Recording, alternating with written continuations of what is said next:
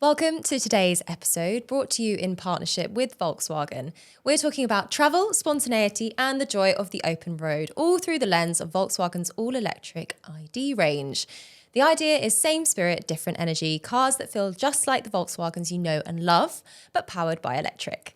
Simple, stylish, and built to make everyday adventures that bit easier. So I'm joined today by two brilliant guests, Harriet Stewart, stylist and creative consultant, and Melinda Stevens, founder of creative agency Saltlick and former editor-in-chief of Condé Nast Traveller. Welcome both. It's lovely to have you here. Together, we will be swapping road trip stories, style tips, and looking at how the quiet, smooth drive of an all-electric car makes the journey just as special as the destination.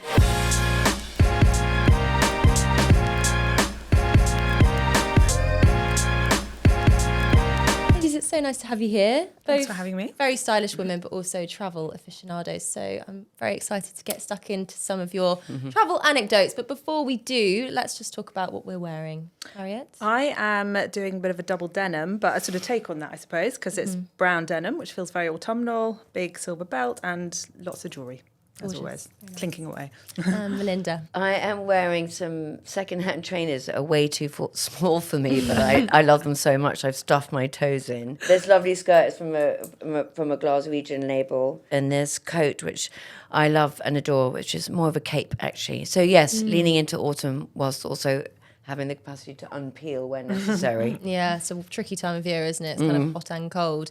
I'm wearing a leather jacket with a sort of aviator collar, a grey T-shirt, white tailored trousers and some deck shoes. I am really excited to hear from both of you about some travel bits and bobs. Harriet, you love a road trip, so I am really excited to hear about what is your most favourite trip you've ever been on, something that's been really memorable. Where was it and why? We tend to do France a lot because me and my husband can normally only take sort of a maximum 2 weeks off work, and actually you can't get that much further than France. You know, it's right on our doorstep, and also it's amazing. Like, we love the west coast of France, so we do that a lot. There's some amazing places down there.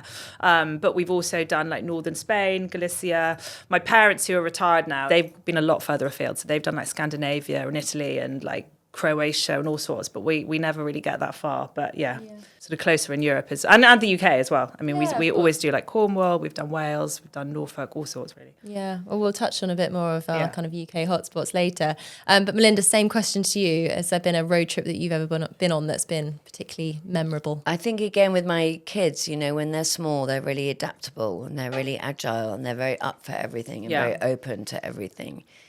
And I've done a couple of road trips in America for several reasons. One, I think that geologically, America is just an astonishing country. And as you move through it, the landscape changes in the most phenomenal way. From, you know, North Washington down to Santa Fe, through Montana and Wyoming, and all through those beautiful kind of Arizona, Utah states where it becomes almost desert, but almost kind of melted and wondrous. I think America's an incredible place. Are you both quite spontaneous when it comes to road tripping, or more of a planner? I do like planning the bigger trips. I do like planning, you know, we put quite a lot of thought into the restaurants we're going to do. Yeah. I say I mean, my husband's quite good at that side of things. He does a lot of the planning, and we'll like book restaurants in advance, and that will often like dictate our route quite a lot, like places that we want to eat, or we'll kind of plan it in like a couple of days blocks at a time. But we do also often just decide that, you know, if the weather's really nice, we'll pop down to the south coast for a long weekend, and we'll pick my boys up from school and we'll head down, you know, for a couple of days. And sort of, you know, having the freedom to do that is amazing. Have you been anywhere recently that was quite sort of spontaneous? I actually we just did a long weekend in the south of France. I took my husband for his birthday, and we drove down the French Riviera. We had a couple of hotel bookings there'd been long-standing bookings, I'd had them for a while. Then actually last minute we decided to rent a car. And we did like a lovely little drive all down the coast, which was so nice. Yeah. Oh, sounds absolutely heaven. It was beautiful. It was like one last little bit of summer before we hit autumn. Oh, yeah, the last slice. Yeah, exactly. Melinda, how about you? Are you a spontaneous traveller? Yes, I am, but again, it doesn't go down terribly well. I remember actually in France as well, I decided to go right at the very last minute. This is only when we had one daughter, and we set off on a road trip, but we hadn't really booked anything, so most nights we were kind of, you know, camping in the back end of Beyond, because you have a kind of an idyllic image of where you're going to pitch your tent, but it doesn't always work out that way. And also it was a question about routes. So, if you're looking at a map and you're trying to look at ways and you're just looking at, and sometimes that was not always going according to plan. So there was a lot of swearing and making way too much noise in the car and huge amounts of arguments and kind of hideousness. And so our final flourish was checking into a really smart hotel at the end to try and kind of be a balm for the soul. And this was at the Four Seasons in Provence. And my daughter, who was really small, who'd been tucked in at the back in her little car seat, bless her, and at the time she could only really say 2 words, which was like kind of mama and dada. But when we were sitting down with the general manager to have lunch, she dropped a little bit of her food from her high chair, and then she swore profusely. And I realised that having sat in the back of that car and absorbed her father's and her mother's language over this previous month had left her with a new delicious word that was less appropriate. Well, I mean, it happens to the best of us, doesn't it? I'm sure it was kind of funny, at least. It was super cute in one way, although it's really hideous the first time you hear your child say a particular swear word. It was really shocking. And the general manager was this extremely elegant and wonderful French man, and he was very charming about it. He said, "I know what that word means, little girl." And we all guffawed. Both of you have kind of convinced me that kids are pretty adaptable, aren't they? So you can chuck them in the back of whatever for a road trip, and I think they kind of enjoy the adventure, even if your parents are swearing at each other. Yeah, so road trips are always quite conducive to a fair few arguments. Yeah, yes. Something to caveat it with, always isn't like it? a few stressful moments. Yeah. Well, very excitingly, some of my colleagues and I are heading off on a little road trip of our own very soon. We are going to be trying out Volkswagen's all-electric ID range, and we're going to bunk in, head somewhere fun. Stay tuned if you'd like to see how we get on. I'm sure, like we said, there might be some arguments. I hope we all get on. Who's driving? I think I'm driving, which is, a bit of a concern. Hodge is in my car and she's just said, I can drive, darling, but I like not to. So I think the passengers then also got lots, because I'm normally the passenger on the road trips. Right. I actually love driving myself, I really do, but I've somehow just, found my role in the passenger seat on our family road trips. But I feel like sometimes, especially with children, I don't know if you remember from your trips, the passenger often has a lot more to do, because I'm the one that's having to deal with the children and make snacks, and they've dropped something, they want something. Oh, what's the directions? Can you put a playlist on? And meanwhile, the driver, fair enough, obviously just needs to concentrate on the road. But I do think sometimes the passenger is the short straw. So my fiance is terrible for this. So I would much prefer to drive, so I just can concentrate on that. But he sits in the driver's seat and then he's like, "Can I give you a job? Why don't you do this? Go on your phone. Can you research this? Can you research?" I'm just like, I'm just trying to have a nice time. Yeah. I'm just busy scrolling or listening to a podcast or something. But he's like, "Oh, can you go and pay for that parking ticket that I just got somewhere else?" I was like, that's not my responsibility. So we'll be trying 3 cars from the all-electric ID range. They've all got their own sort of USPs. The ID3 is a sort of fun, compact size, great for weekends. The ID4 is quite a spacious, great for families, and the ID7 is a really nice, long-range, comfortable drive. So really looking forward to giving them a go. I'm relatively new to electric car driving, but I'm a fan so far, so I'm looking forward to seeing how they compare. And speaking of, if you've got an electric car fully charged, you've got 48 hours and no work emails, where are you heading, Melinda? I think I'd be ambitious and go to Jura, which is an island in the Hebrides. I love that drive up to Scotland. It's incredible. And then there's a little ferry that you can pop the car onto. And then Jura is this wild and wonderful place where George Orwell wrote 1984, actually. It's just a lovely place to go fishing and walk for hours, and very special to wake up there in the morning and you'll see all the stags and the deers come down to the beach and start wading in the seawater. It's rather unusual. So it's very wild. Again, when we went to Jura, we would pad around on the beaches and look for mussels and things like that. But also we all ended up going kind of feral and covering ourselves in mud from the sea, and it was just heaven. Yeah, that sounds absolutely stunning. The Hebrides are like high on my list. Everyone has spoken about them. So I'm beyond. to do it. And there are beautiful bothies there as well, which you can stay in overnight with a little fire and just totally off grid, and it's very special. Harriet, how about you? I would probably head to Pembrokeshire. The beaches there are absolutely stunning. I don't don't know if you guys have done that, but they are just unbelievable. Obviously, we've got amazing beaches. It has to be coastal for me because I love a UK coastal staycay, and we've got amazing beaches. But there's something really special about Pembrokeshire because it feels a little bit more undiscovered. It's not like the beaches of Cornwall or Devon that obviously you get a lot of crowds. They are stunning, like turquoise waters, like amazing cliff views, lots of great walks. We've done a trip there before, road trip around there before, and it was amazing. Sort of picking up local seafood and making like incredible like little campfires and crab linguine around the fire in the evenings. Like it was really special. Delicious. So that was a few years ago. I'd probably go back there. Well, Harriet, you could easily get to Pembrokeshire in Volkswagen's all-electric ID range. So good to know you've got that confidence of getting there in one trip. So you might be able to go further than you think. Like you, I'd make it a sort of coastal trip. Yeah. I actually just got back from Cornwall this weekend, and Where did you go? well, we were staying in Carbis Bay sort of area, Okay. but my fiance's from Cornwall, and on our final day, he's like, right, we're going out on a little drive today, and we're just going to go and see some places that we have not been to together. Yeah. And he took me down sort of towards Penzance and then also to Sennen. Sennen Cove is so Oh my God, I amazing. can't believe I hadn't been to Sennen and Gwynfor as well. Yeah. I just thought they were so beautiful. And kind of because it makes you work a little bit harder to get there, Yes. the reward is so great. It's so great, Like yeah. the roads are so windy down that end, aren't they? And it feels Yeah. like old Cornwall. But it was, I don't know, maybe it's because it was a Monday and it's out of season, but we had beautiful weather. Yeah. It felt so peaceful in a way that a lot of UK beaches Often aren't don't. always. Yes. So Certainly in the middle of the summer. yeah. Also, I think time. doing road trips out of season are a clever thing to do anyway, because it means you don't have to necessarily book 35 restaurants in advance. You might Yes. just get lucky, and there's something really serendipitous about that, which adds to that sense of adventure. Yeah, definitely. What sort of thing are you always putting in the boot? I've seen the Volkswagen all-electric ID range, and the boots are super roomy. I suppose with kids, it's a whole like Lots of different ball snacks. game, isn't it? Lots of snacks, things for all eventualities.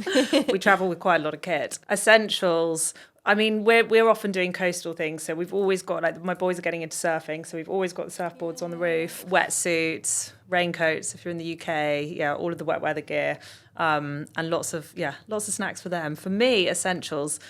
When we're camping, I do like to have my creature comforts. So I've always got my like little box of all my skincare things, which makes it, feel like home, I think. That is the beauty of having a spacious boot like Yeah. the ID4 or the ID7. It's, it's a boring thing to say, but having that much space is so, so valuable. You can really just chuck in as much as you like, especially with a family. It's a kind of a godsend. In my mind, I'm kind of imagining, like on a safari when they stop mid-morning and then they get the like little coffee station Open the little hatch. Yeah. That's, something to aspire to, isn't it? Have you got any guilty pleasure playlists or any podcasts you like to listen to while you're driving? Podcasts for me would be Tortoise ones. I love them. Hoaxed and etc. They're always quite focused on kind of delusion, strange con men. They're really gripping. Harriet, any music or podcasts that you have? Well, to I recommend? find it quite challenging sometimes listening to podcasts on our family road trips because the noise of like the vehicle, but also the noise of children. I find it quite distracting as well. yeah. We tend to do playlists more than podcasts because I feel like I need to be able to like lock into a podcast more like in my headphones.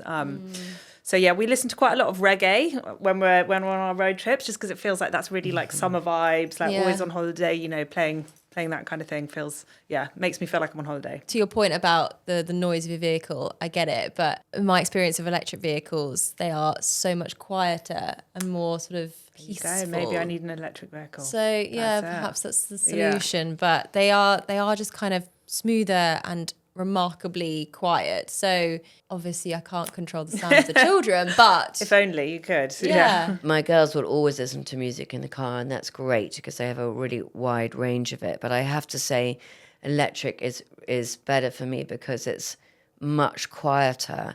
And they think I'm psychotic, but when I'm on my own in the car, I don't listen to anything at all because I think there's that thing of being quite silent, but also in kind of forward motion, which I think always, allows kind of good ideas and fruitful thoughts. Yeah. It feels more progressive and, so I love the quietness of that. Yeah, it's a little sort of partly a sort of self-care moment, isn't it? If you've got that time to yourself and the car's Yes. quiet And I love driving for that reason. I love driving on my own.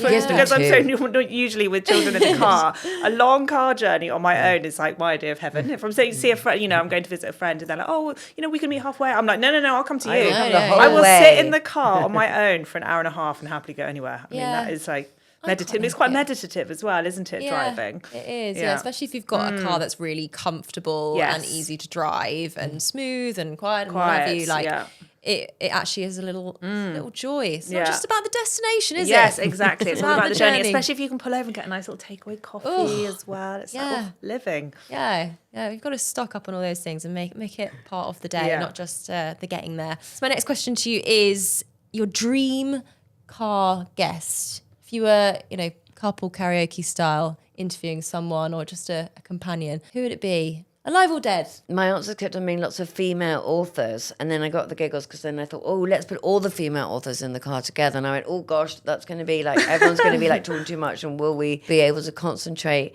And then I just read, as lots of people did this summer, Miranda July's All Fours, and I just thought, she has a hilarious story of her road trip. She's supposed to go on a massive road trip across America, and actually she goes 45 minutes down the road and checks into a motel and doesn't leave. And then beginneth an extraordinary story, which is amazing if you don't know it. And another female author I'm obsessed with is the extraordinary Madeline Miller, she's a young American woman, but she writes about the ancient world in a really amazing way. She wrote Circe, and she wrote the Song of Apollo, and she writes about gods as if they're humans and humans as if they're gods. They're incredibly evocative. I would love to scratch the surface more of her. She has a remarkable understanding of human nature and godly nature, and would be a wonderment, I'm sure. Yeah, well, hopefully that trip up to the Hebrides will give you a good few hours to yes. a few hours to dive into that. Yeah, answers from her.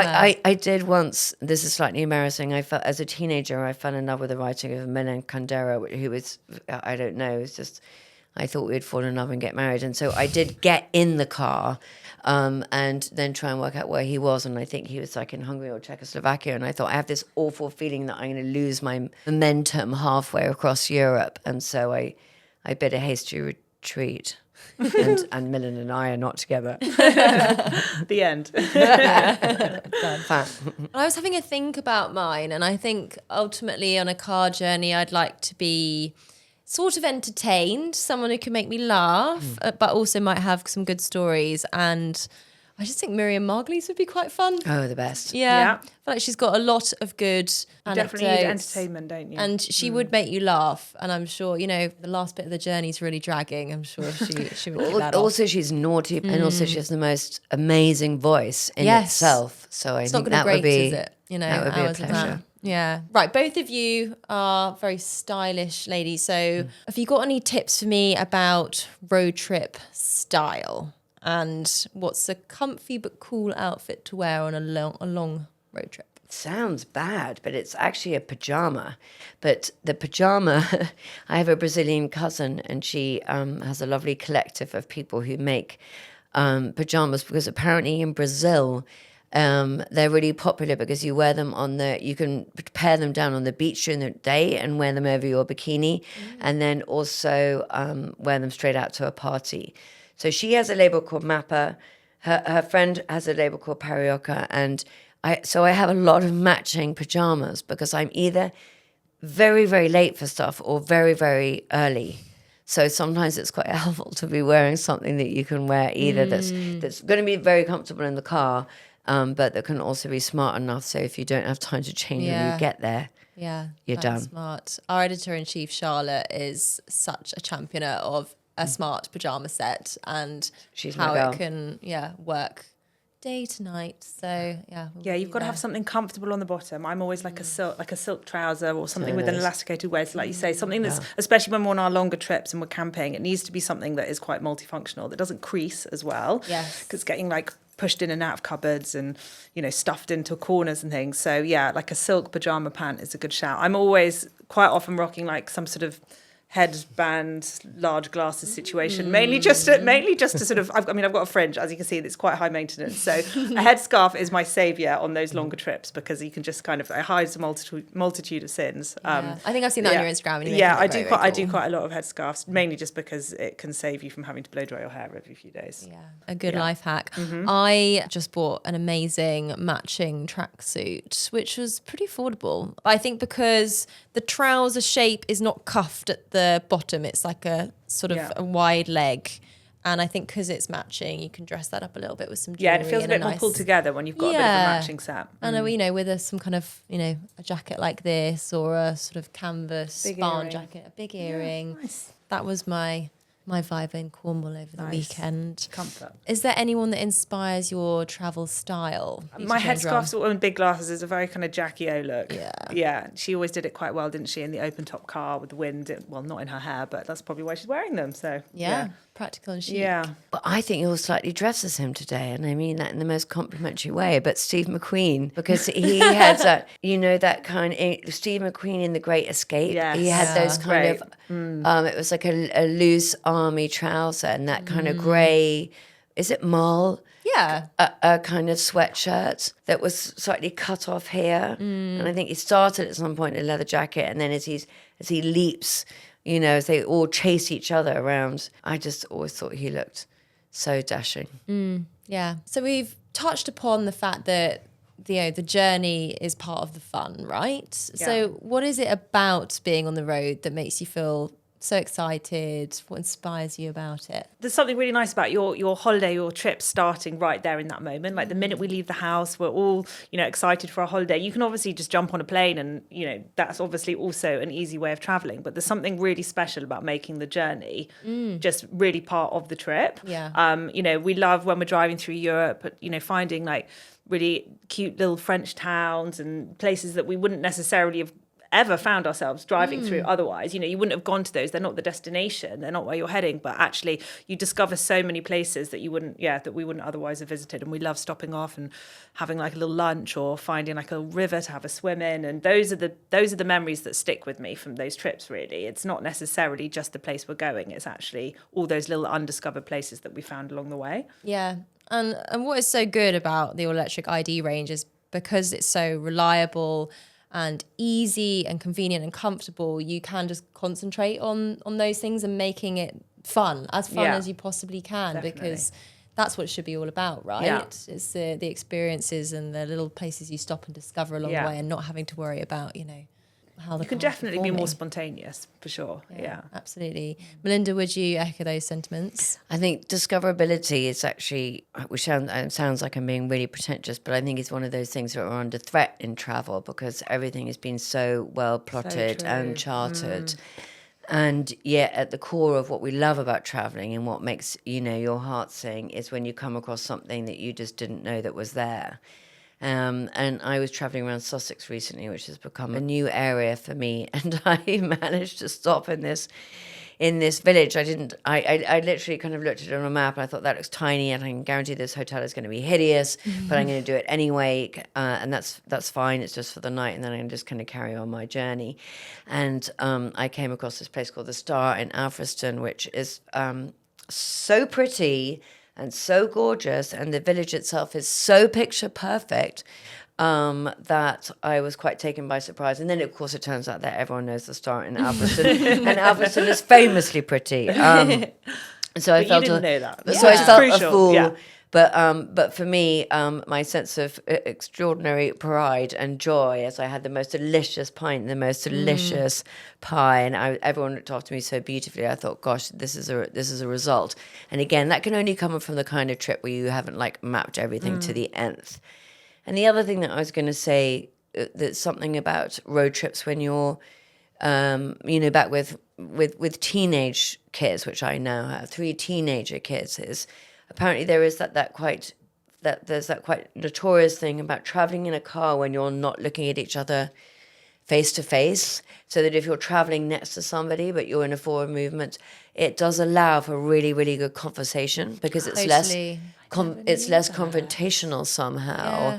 and yet the movement again leads to a certain flow. So definitely I now fight to take my kids on long journeys, just me and one of them, because I find that we often end up having our best conversations in those times. I love that. I never knew that. And actually, that's something that I really love, like with my husband. My children are a bit younger, but like with my husband, I love road trips for that very reason, because we're just sat there. We often have a really long time. If we're going, through France or something, we've got a long time and we just cover all sorts of topics. And I feel like we get through a lot of conversation, like really nice conversation, but also sometimes it's just the admin. It's like, right, we've got some time, so let's get through these things. And actually, it's just really lovely time where no one's on their phone, or no one's working, or no one's trying to put the laundry on or clean the kitchen or do whatever it is that you're always doing in our busy lives. It is just sort of enforced conversation and you're sitting still. But I love that bit about the motion and that being like a proven and non-confrontational. time for, I never knew that. That's so You're not interesting. eyeballing each other, right? Because it can feel like that, especially if you've got sort of any kind of,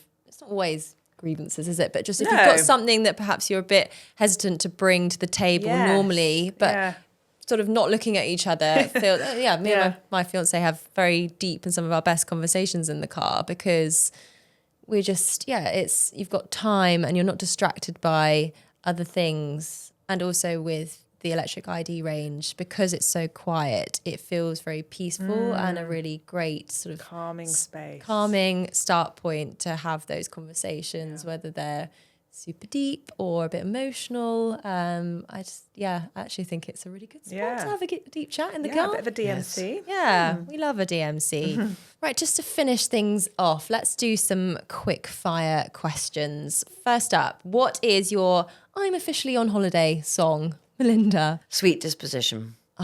That's a great choice. I know, I just have to say it for my, to feel uplifted. Love that. Harriet? Yeah, reggae playlist every time. Yeah, anything reggae. One item you always overpack, no matter how hard you try not to.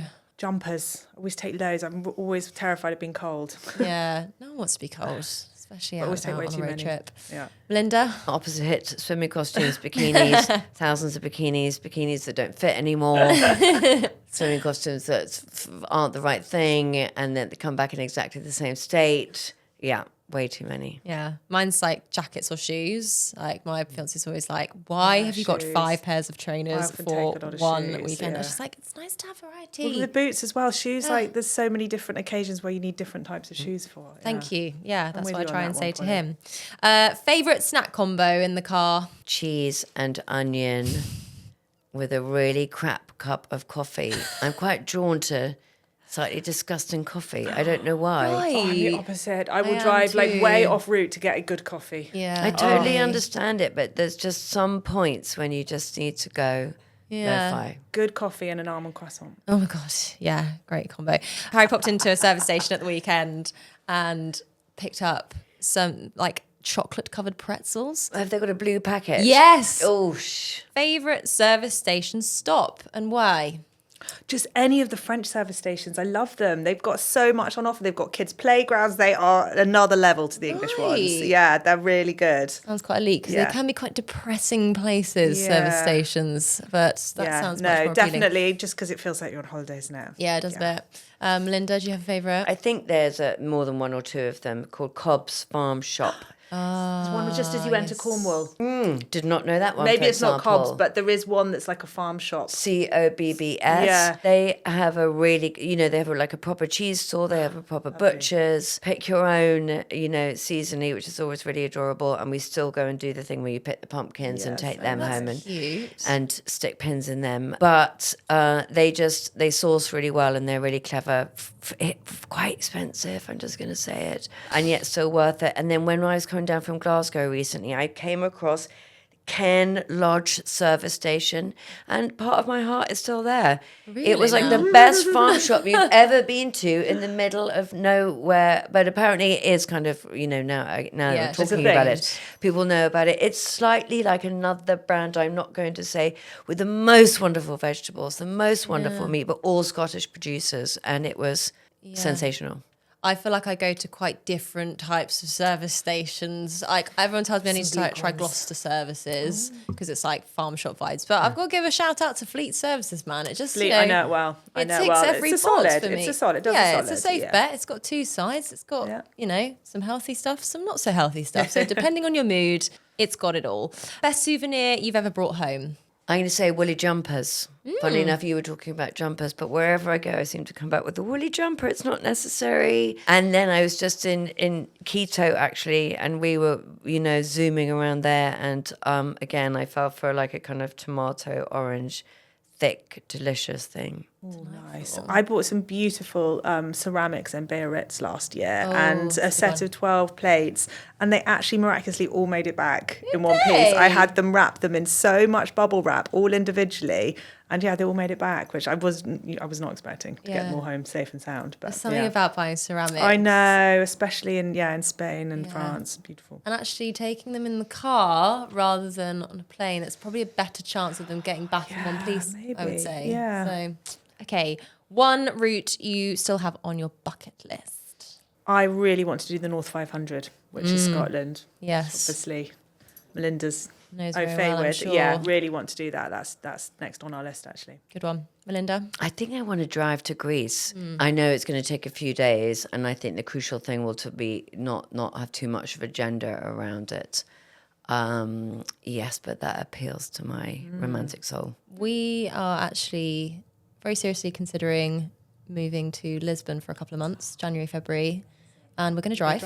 Yeah, nice. So that's my next big road trip. I'm excited about it. And again, we're going to, stop off in a few spots and make that part of the trip, I've done Galicia, which is sort of that northern corner of Spain, which I imagine you might go through before you get down to Portugal. So I can give you lots of tips. Yes, please. Yeah, I would really love to get those. It's really beautiful. you. Amazing food, incredible seafood. Yeah. All right. Also, I think there's something different about arriving somewhere by road that's very different from flying in by plane. You know what I mean? It feels like it's a proper, more meaningful approach. Yeah. And less abrupt, and you've earned I it think. as well. Yeah, you've got there. It feels like, a real gradual entry, and you feel like you really deserve to be there because you've gone that way. And I sometimes find, coming off a plane, it's a bit like, oh God, we've got everything. It's all a bit stressful. But when you're in your own vehicle, door to door, it feels a lot more like home. So yeah, I'm excited for that. And one final question. What does going the distance mean to you personally? I was going to say, it sounds like I'm making a pun on a kind of road trip thing, but it's like, hang tight because there's something remarkable always around the corner. And, there's so many different ways of saying that, isn't it? One door closes and a window opens. But I think a road trip is not a bad way of a literal mapping of how possibly the trajectory of your life will go. It's going to keep on shifting and keep on changing. And so just sit through it and hang tight. Yeah, I think for me it is about that journey, and it's like you put in that sort of that effort to get there, and then you are really rewarded with like this amazing destination at the end, but all same part of the same adventure. Well, I love that, ladies. That is it for today's episode. A big thank you to Harriet Stewart and Melinda Stevens for joining me, and to Volkswagen for inspiring the conversation. The ID range is all about same spirit, different energy cars that are stylish, reliable, and every bit a Volkswagen, just powered by electric.